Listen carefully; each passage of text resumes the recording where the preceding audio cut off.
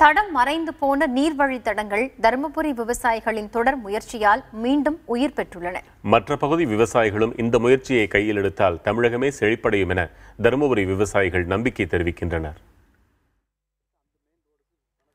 தருமபுரி மாவட்டம் பாப்பிரெட்டிப்பட்டி பகுதியில் ஆக்கிரமிப்பால் வழித்தடம் மறைக்கப்பட்டுள்ள நீர்வழிப்பாதைகளை விடியல் நீரேற்று பாசன விவசாயிகள் சங்கத்தினர் மீட்டு சீரமைத்து வருகின்றனர்.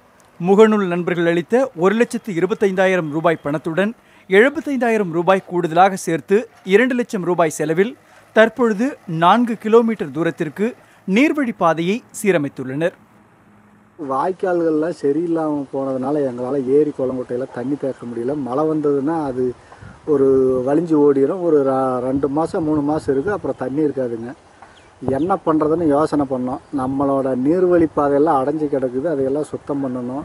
ஏரி குளம்லாம் தூர்வாரி தண்ணியை தேக்கி நிறுத்தோம்னா ஒரு வருஷம் கூடுதலாக பயன்படுத்தலாம்னு யோசனை பண்ணுங்க. மேலே ஒரு 8 ஏரி இருக்குது. அந்த 8 ஏரியை நம்பி தான் இந்த பொய்க்கரை என்ற ஒரு ஏரி இருக்குது. அந்த ஏரிக்கு வர காவாயெல்லாம் தூர் அடைஞ்சிருக்கு. தூர் ஆக்கிரமிப்பு நிறைய பண்ணிட்டு இருக்காங்க. அந்த ஆக்கிரமிப்பை அகற்றி தூரை வாரிட்டு இப்போதைக்கு நாங்கள் அந்த வேலையை செஞ்சிட்ருக்கிறோம். விவசாயிகளின் ஆர்வத்தை கண்ட அதிகாரிகளும் அந்த தொகுதி சட்டமன்ற உறுப்பினர் பழனியப்பனும் உதவிக்கரம் நீட்டியுள்ளனர். அடுத்த கட்டமாக பாப்பிரெட்டி பகுதியில் 7 இடங்களை தேர்வு செய்து தடுப்பணைகள் கட்டவும் முடிவு செய்துள்ளனர். கால்வாயெல்லாம் துந்து போய் இருக்குது.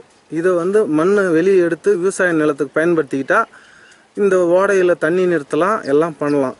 இதுக்கான அனுமதியை நாங்கள் அதிகாரிகிட்ட கேட்டிருக்கிறோம். அந்த ஓடையை துந்து போய் இருக்கிறத மண்ணு வாரி விவசாய நிலத்துக்கு பயன்படுத்தலாம் நாங்கள் அனுமதி கேட்டிருக்கிறோம். விவசாயிகளின் இந்த முயற்சி முழுவதும் வெற்றிகரமாக நிறைவேற்றப்பட்டால் 500 ஏக்கருக்கும் அதிகமான விவசாய நிலங்கள் செழிப்படையும் என்று கூறப்படுகிறது. இதேபோல் அனைவரும் கைகோர்த்து ஆங்காங்கே களமிறங்கினால் நீராதாரம் மேம்படும் என்றும் நம்பிக்கையுடன் கூறுகிறார்கள் தருமபுரி விவசாயிகள். புதிய தலைமுறைக்காக தருமபுரி செய்தியாளர் விவேகானந்தன்.